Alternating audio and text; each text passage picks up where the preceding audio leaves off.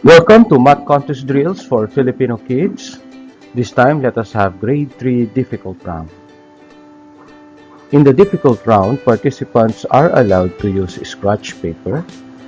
Answers must be written on an answer sheet before the time expires. Before we continue, please subscribe for more Math Contest Drills for Filipino Kids videos. Let us begin with question number 1. Roy needs 35 meters of string. He has one piece 12.4 meters long and another piece that is 17.8 meters long. How much more string does he need? Again, Roy needs 35 meters of string. He has one piece 12.4 meters long and another piece that is 17.8 meters long. How much more string does he need? Go!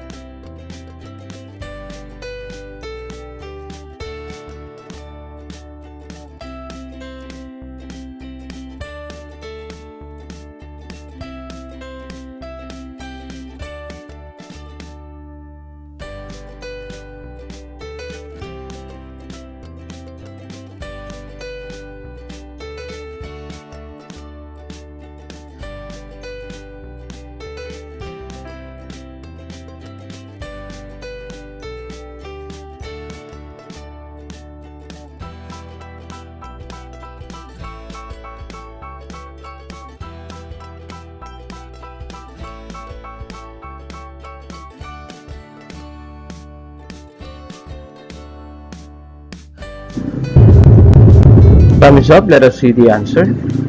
It's 4.8 meters.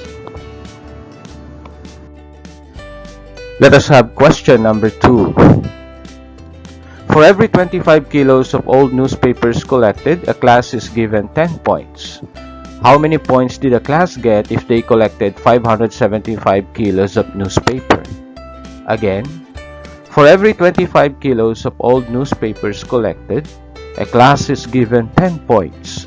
How many points did the class get if they collected 575 kilos of newspaper? Go!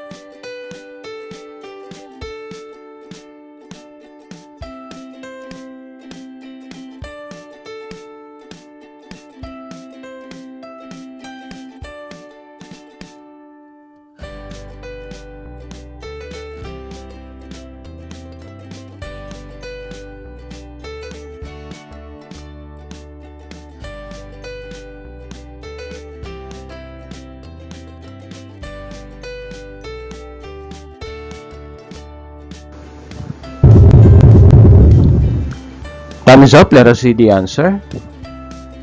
It's 230. Question number 3.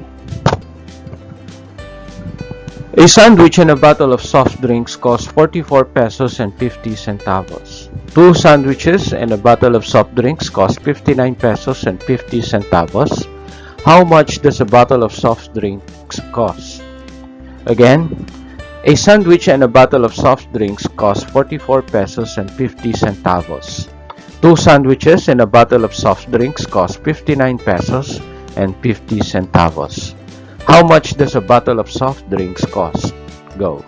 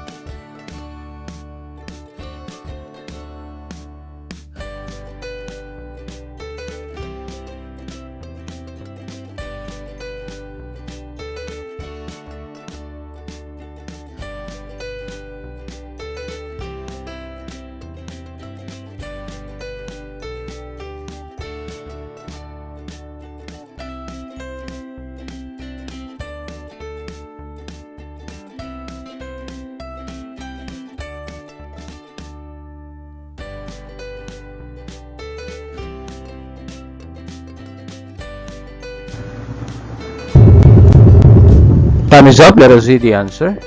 It's 29 pesos and 50 centavos. Question number 4. Rita has 45 US stamps. She has 8 fewer Japanese stamps as US stamps. Her Philippine stamps are twice as many as her Japanese stamps. How many stamps altogether does Rita have? Again, Rita has 45 US stamps. She has 8 fewer Japanese stamps as US stamps. Her Philippine stamps are twice as many as her Japanese stamps. How many stamps altogether does Rita have? Go!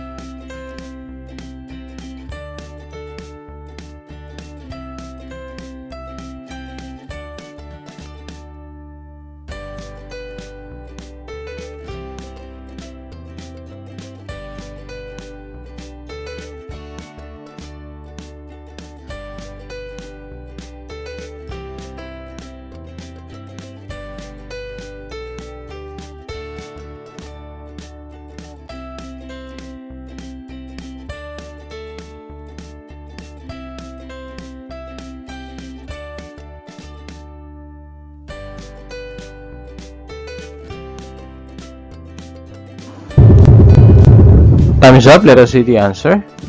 It's 193.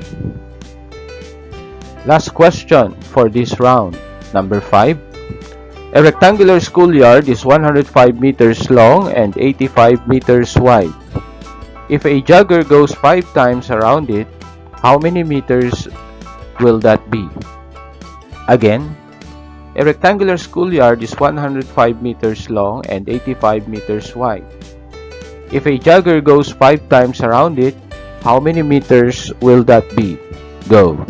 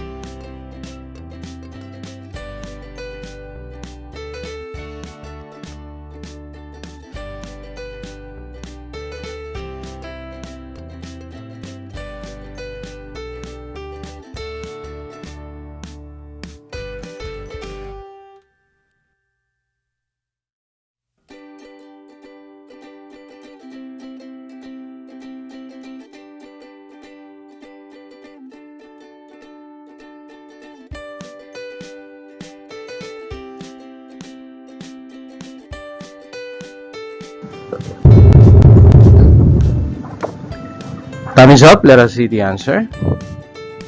It's 1,900 meters. This time, let us see the solution to the 1-minute questions. Question number 1.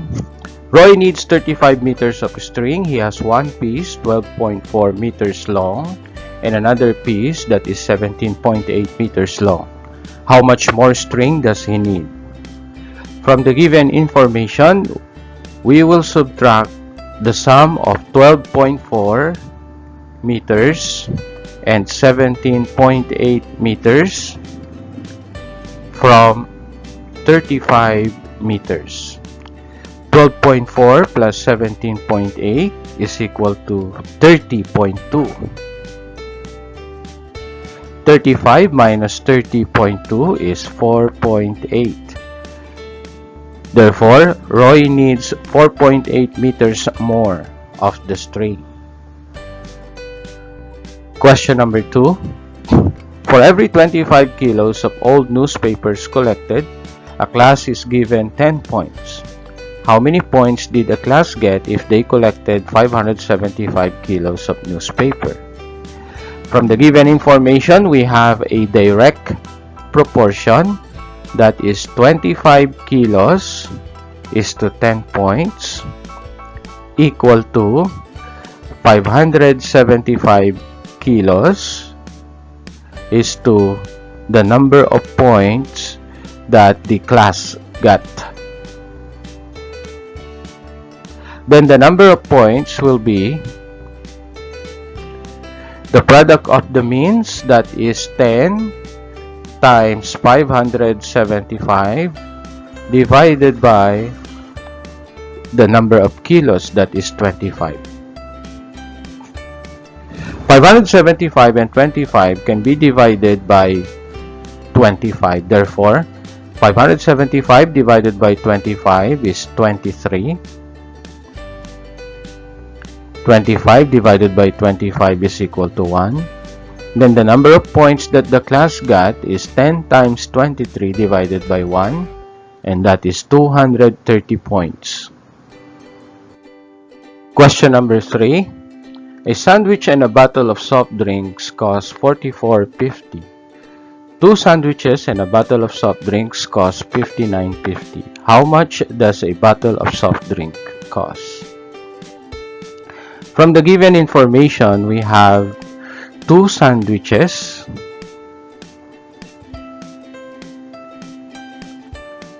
plus 1 soft drink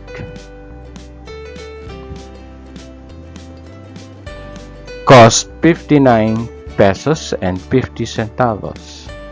Also, 1 sandwich and 1 soft drink cost 44 pesos and 50 centavos.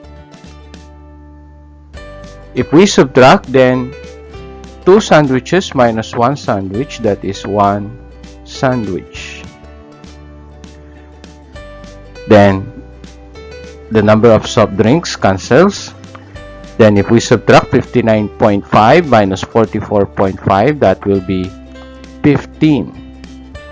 A sandwich costs 15 pesos. To get the cost of a soft drink, we have, since a sandwich is 15 pesos, then the cost of a soft drink or a bottle of soft drink will be 44 pesos and 50 centavos minus 15 pesos, and that will be equal to 29 pesos and 50 centavos.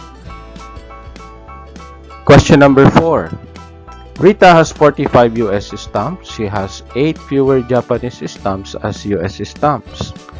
Her Philippine stamps are twice as many as her Japanese stamps. How many stamps altogether does Rita have? From the given information, we have 45 US stamps. Since she has 8 fewer Japanese stamps than US stamps, then that will be 45 minus 8, that is 37 Japanese stamps.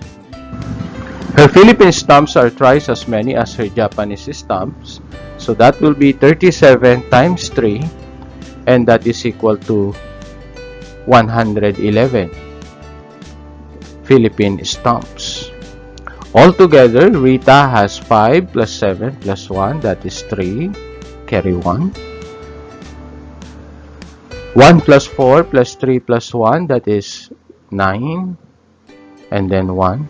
Therefore, Rita has 193 stamps in total. Question number 5. A rectangular schoolyard is 105 meters long and 85 meters wide. If a jogger goes 5 times around it, how many meters will that be? From the given information, we are getting 5 times the perimeter of the rectangular schoolyard. Since the perimeter is equal to 2 times the length plus 2 times the width, therefore the perimeter of the schoolyard is equal to 2 times 105 plus 2 times 85. 2 times 105 is 210. 2 times 85 is 170. Therefore, the perimeter of the schoolyard is equal to 380 meters. Hence, if a jogger goes 5 times around it, that will be 380 times 5. So we have 0 times 5 is 0. 8 times 5 is 40. 3 times 5 is 15 plus 4. That is 9. Therefore, the jogger will be running 1,900 meters. That will be all. Thank you for watching. Please subscribe for more math contest drills for Filipino Kids videos.